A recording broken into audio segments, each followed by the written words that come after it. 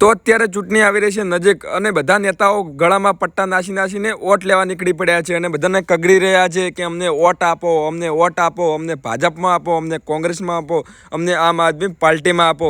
તો મિત્રો ખરેખર આ વિડીયો જોશો તો ત્યારે તમને ખબર પડશે કે હકીકત છે શું. બરોબર, તો આ વિડીયો એન્ડ સુધી જુઓ અને સાચું હોય તો કમેન્ટ કરી દેજો. લો તમે પેલો વિડીયો જોઈ લો. વોટ આલો અલ્યા તમને શું વોટ આલો?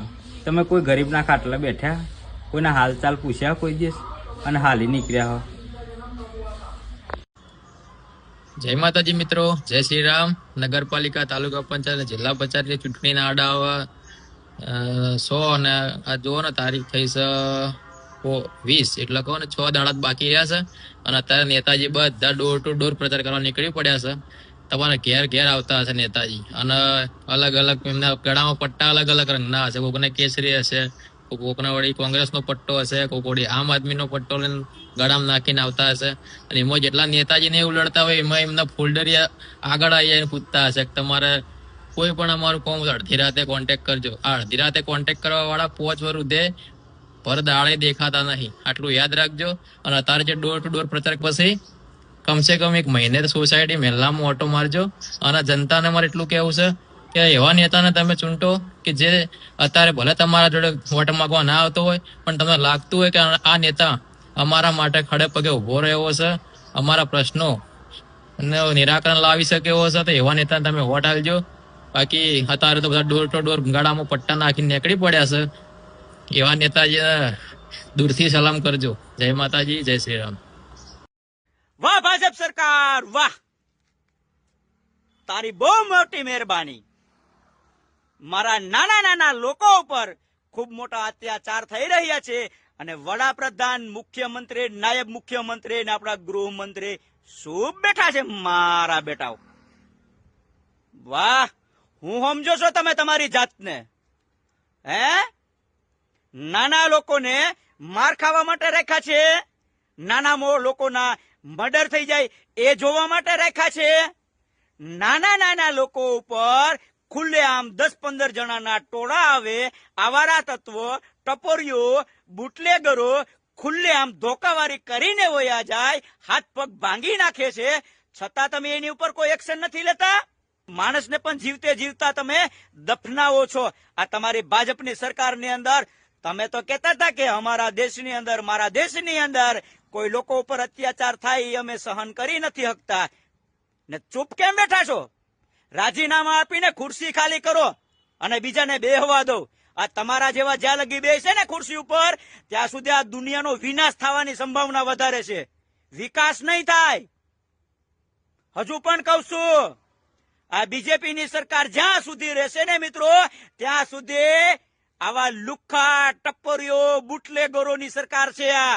આ કંપનીઓની સરકાર છે. આ નાના મધ્યમ વર્ગના લોકો માટે નથી.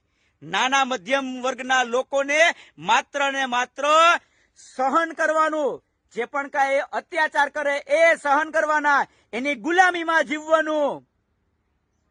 તમારા સમાજમાંથી તમારા દીકરા કે દીકરીના મર્ડર થઈ જાય, તમારા દીકરી ઉપર રેપ થઈ જાય, એ તમારે સહન કરવાનું.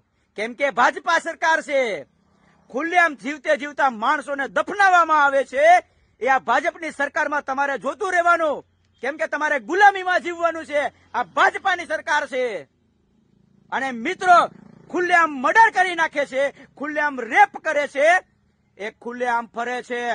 અને નાના નાના લોકો ખાલી મિત્રો એક દારૂની પોટલી પીને પકડાય તો એની ઉપર ગુના દાખલ કરવામાં આવે છે. એક નાના નાના વર્ગના લોકો રેકડી રાખીને શાકભાજી વેચે છે તો એની રેકડીઓ તોડી નાખવામાં આવે છે. શા માટે? આ ભાજપાની સરકાર છે. હજુ પણ કહું છું મિત્રો, તમારી પાસે ટાઈમ છે અને 2027 નજીક આવે છે. જો સુધરી જાવ તો વંદન અને ના સુધરો તો અભિનંદન.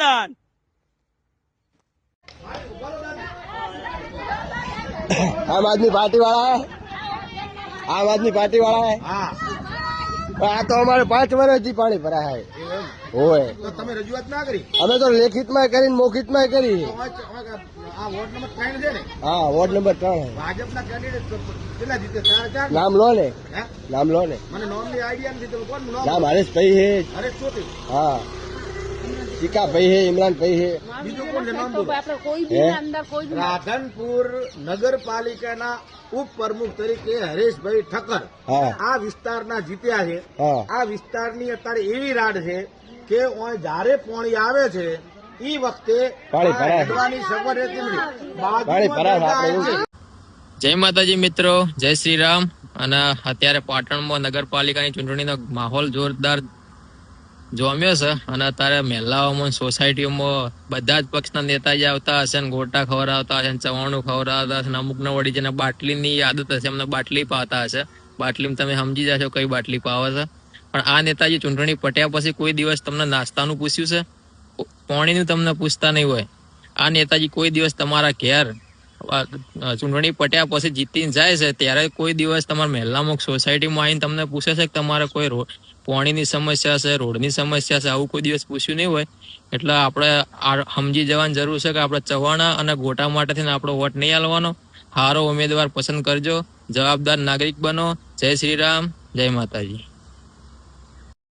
ભાજપની સભામાં જવાનું અને ભાજપની રેલીઓમાં જવાનું અને હારું હારું ખવડાવે ને એ પણ ખાવાનું અને પૈસા દે એ પણ લઈ લેવાના, મૂકવાના નહીં. આવું હું નથી કહેતો, આવું આપણા આમ આદમી પાર્ટીના ગોપાલભાઈ ઇટાલિયા MLA સાહેબ કહે છે. જય માતાજી. શ્રીમતી રીવાબા જાડેજાનો એક વિડીયો જોયો અને તેઓ પોતાના પ્રચાર દરમિયાન જામનગરમાં બોલી રહ્યા હતા કે ક્ષત્રિય સમાજ કોઈ દિવસ બીજેપીથી વિમુખ થયો નથી અને થવાનો પણ નથી. તો બેનબા, આ જગ્યાએ તમે તદ્દન ખોટા છો અને તમારી વાત તદ્દન ખોટી છે. કારણ કે જો ક્ષત્રિય સમાજ ભારતીય જનતા પાર્ટીથી વિરુદ્ધ ના હોત તો આટલું મોટું ક્ષત્રિય અસ્મિતા આંદોલન કરવાની જરૂર જ ક્યાં હતી? 8-9 લાખની સંખ્યામાં જે ભાઈઓ ભેગા થયા હતા એ પોતાનો કામ ધંધો મૂકીને સમાજના સ્વાભિમાન માટે આવ્યા હતા. અને જ્યારે તમે આવી વાત કરતા હોય ત્યારે ખૂબ જ અમારી લાગણી દુભાતી હોય છે. અને તમે આજે જે પોતાની આઈડીમાં મહિલા આરક્ષણ જે પાસ નથી થયું લોકસભામાં, જે તમે વિડીયો પોસ્ટ કર્યો છે, તો જ્યારે આપણા સમાજની બહેન દીકરીઓનો ઉપર અત્યાચાર થઈ રહ્યા હતા, સમાજની બહેન દીકરીઓને જ્યારે પોલીસવાળા આ સરકારના ઇશારે ઢસડીને પોલીસ ખાનામાં પોલીસ સ્ટેશન લઈ જઈને અમાનવીય વર્તન કરી રહ્યા હતા, ત્યારે તમારી લાગણી ક્યાં ગઈ હતી? અમે એમ નથી કહેતા કે તમે અમારો સાથ આપો, પણ જે ક્ષત્રિય સમાજ કરી રહ્યો છે એના ઉપર પાણી ફેરવાના પ્રયાસો ના કરો. અને તમે તમારા રાજકીય રોટલા શેકતા હોય તો શેકજો. કારણ કે જો હવે ક્ષત્રિય સમાજને ખોટી આવી સલાહ દેવા આવશો તો ક્ષત્રિય સમાજ જ તમને ત્યાંથી ફગાવી નાખવાની ક્ષમતા ધરાવે છે. એટલે મહેરબાની કરીને જે ક્ષત્રિય અસ્મિતા આંદોલન થયું હતું એમાં તમે નડતરરૂપ અમને ના બનો. જય માતાજી. આ એક સ્પેશિયલ ભૂવા માટે વિડીયો છે. હાલમાં અમેરિકાનું જે યુદ્ધ ચાલુ છે અને હાલમાં જે ચૂંટણી ચાલુ છે, એટલે એવો કોઈ જો ભૂવો અડીકમ હોય કે હા કે ભાઈ આ યુદ્ધ હું બંધ કરાવી દઈશ અને ભાજપ અથવા કોંગ્રેસ આમ આદમી પાર્ટી કોણ જીતવાનું છે, અને એવો કયો ભૂવો છે કે હું કહું એ જ સરકાર જીતે.